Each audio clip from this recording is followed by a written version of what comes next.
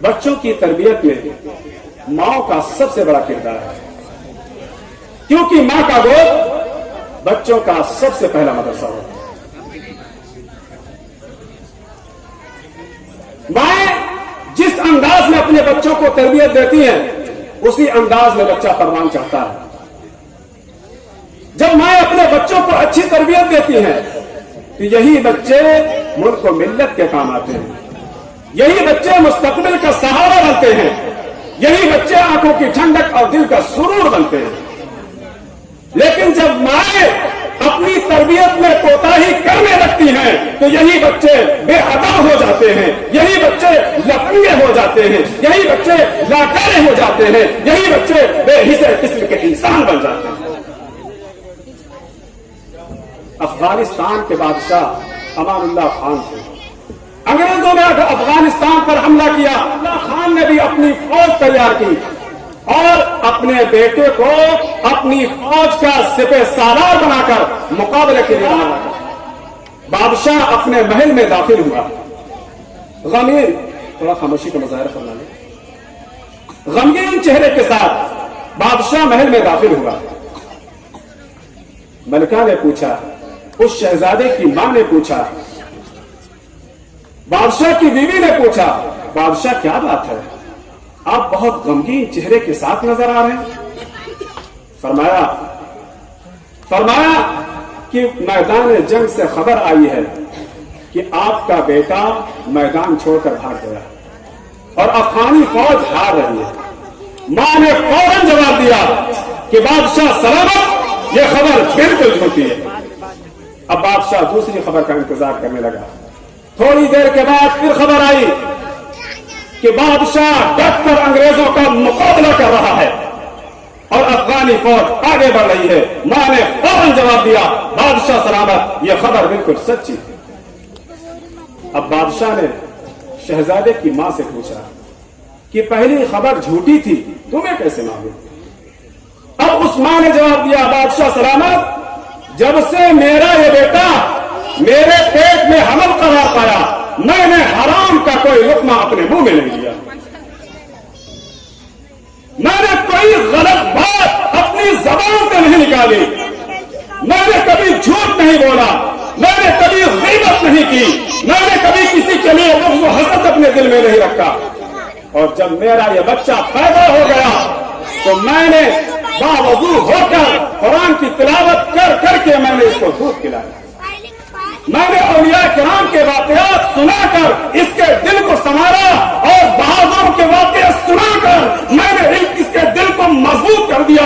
اس لیے مجھے یقین تھا کہ میرا بیٹا آدمی میدان جنگ میں اپنی گردن کو کٹا سکتا ہے، جام شہادت کو نوش کر سکتا ہے، لیکن وہ پیٹ پھیر کر بھاگ نہیں سکتا، وہ میدان جنگ سے فرار نہیں ہو سکتا۔ اسلام کی نیک صرف خواتین، آپ ہی اپنے بچوں کو اس انداز میں تربیت دیں کہ وہ آپ کی اور آپ کے قوم کی نیک نامی کا سبب بنے، ملک و ملت کے کام آئے، دینی اور اسلامی اسپرٹ ان کے اندر پیدا ہو، دین پر مر مٹنے کا جذبہ پیدا ہو، سچائی ان کی عادت ہو، اچھائی ان کی خصلت ہو، آپ کے بچے امت کے راہبر ہوں، ملت کے پاسباں ہوں، پھسلے نہ پیر ان کا، اسلام کی ڈگر سے علم و عمل کی دولت سینے سے یہ لگائیں، دولت ہو بیش قیمت یہ لال اور گھر سے۔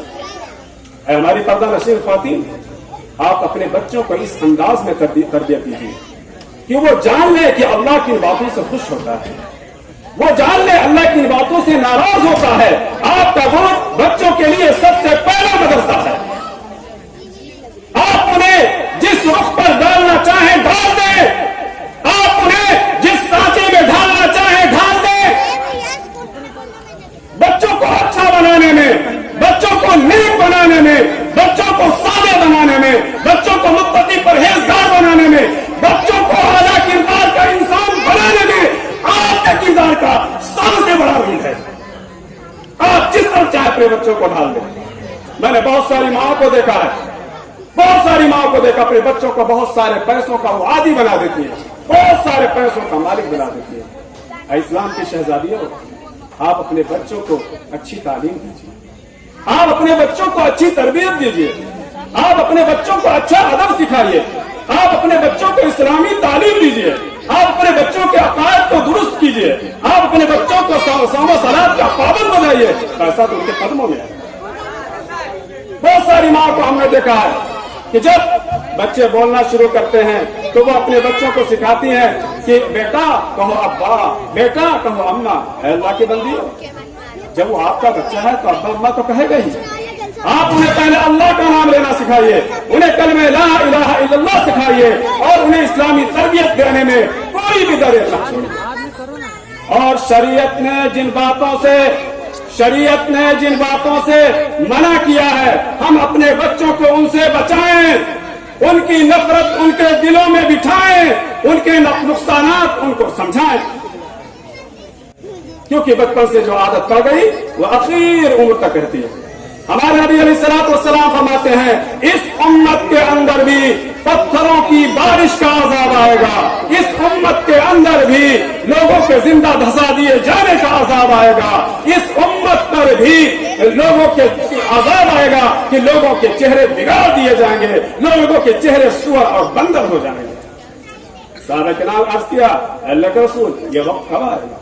تو ہمارے نبی صلی اللہ علیہ وسلم نے فرمایا اذا ظہرت القینات والمعازف وشربت الخمور, جب ناچنے والے لڑکوں کا, ڈانس کرنے والی لڑکیوں کا دور چلنے لگے گا, اور گانے بجانے عام ہو جائیں گے, اور ہماری بچیاں بے پردہ گھومنے لگیں گی, اور میرے بھائیوں ہمارے نوجوان شراب بکثرت پینے لگیں گے. یہ وقت ہوگا کہ لوگوں کے چہرے سور اور بندر ہو جائیں. یہ وقت ہوگا کہ لوگ زندہ زمین میں دھسا دیے جائیں. یہ وقت ہوگا کہ لوگوں پر پتھروں کی بارش ہو جائے. میرے عزیز دوستو, آپ اپنے محلے کا جائزہ لیجئے, آپ اپنے علاقے کا جائزہ لیجئے, آپ اپنی سوسائٹی کا جائزہ لیجئے, آپ اپنے گھر کا جائزہ لیجئے. کیا یہ ساری برائیاں ہمارے گھروں میں نہیں ہے؟ ہر گھر سے ناچ گانے کی آوازیں آ رہی ہیں. ہمارے بچے, نوجوان بچے حقہ بازی میں پوری رات مشغول ہیں. زناکاری, بدکاری, فحاشی, بریانی, بد کرداری, بدعمالی عام ہوتی جا رہی ہے. اس لیے میرے عزیز دوستو وقت بہت کم ہے, میں زیادہ وقت آپ کا لینا نہیں چاہتا. بس آخر میں آپ سے یہی عرض کرتا ہوں کہ ہماری اولاد ہمارے پاس اللہ کی ایک امانت ہے.